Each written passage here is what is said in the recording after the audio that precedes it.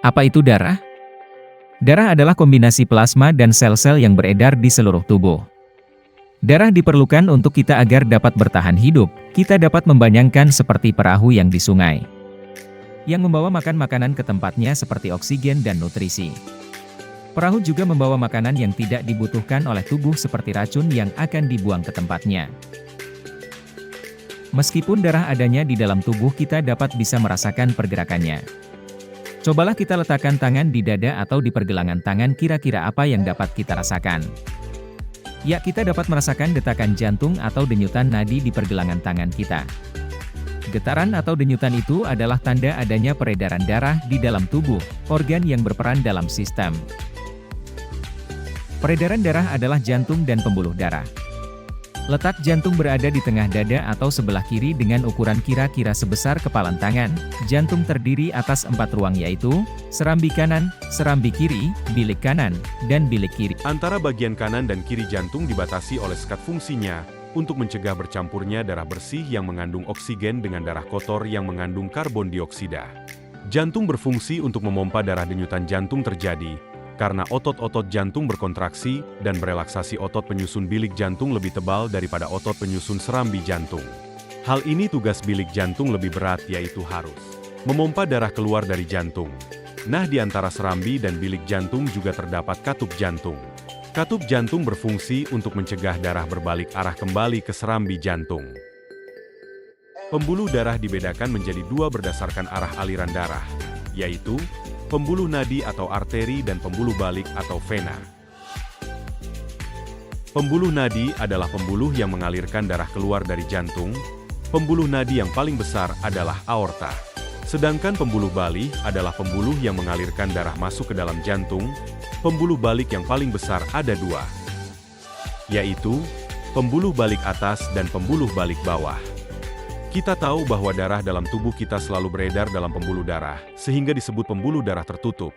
Berdasarkan panjang dan pendeknya jarak yang ditempuh dibedakan menjadi peredaran darah kecil dan peredaran darah besar.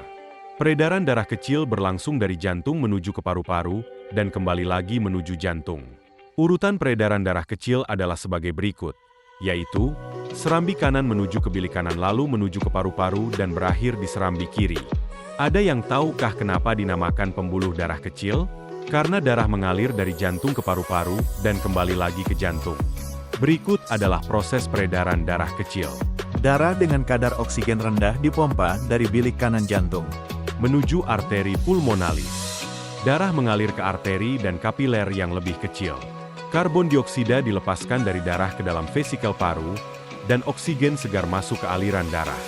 Darah yang kaya oksigen mengalir melalui vena paru dan atrium kiri, menuju ventrikel kiri. Detak jantung berikutnya memulai siklus baru sirkulasi sistemik. Peredaran darah kecil juga disebut peredaran darah pulmonal. Berikut ini urutan peredaran darah kecil pada manusia. Bilik kanan mengandung darah yang kaya akan karbon dioksida, memompa darah menuju paru-paru, melewati pembuluh arteri pulmonalis. Kemudian di paru-paru terjadi pertukaran karbon dioksida dan oksigen. Kemudian darah yang kaya akan oksigen akan kembali ke jantung melewati pembuluh vena pulmonalis dan masuk ke serambi kiri. Peredaran darah besar berlangsung dari jantung ke seluruh tubuh kecuali paru-paru dan masuk kembali menuju ke jantung. Urutannya adalah serambi kiri masuk ke bilik kiri, lalu menuju ke seluruh tubuh, dan berakhir di serambi kanan. Ada yang tahukah mengapa dinamakan pembuluh darah besar? Karena mengangkut darah dari jantung ke seluruh tubuh, kecuali paru-paru, dan kembali lagi ke jantung. Berikut ini urutan peredaran darah besar pada manusia. Bilik kiri mengandung darah yang kaya akan oksigen, memompa darah ke seluruh tubuh, melewati pembuluh aorta, kemudian melewati pembuluh arteri, menuju tubuh bagian bawah dan tubuh bagian atas. Setelah peredaran darah sampai ke seluruh tubuh, terjadi pertukaran gas oksigen dan karbon dioksida pada pembuluh kapiler.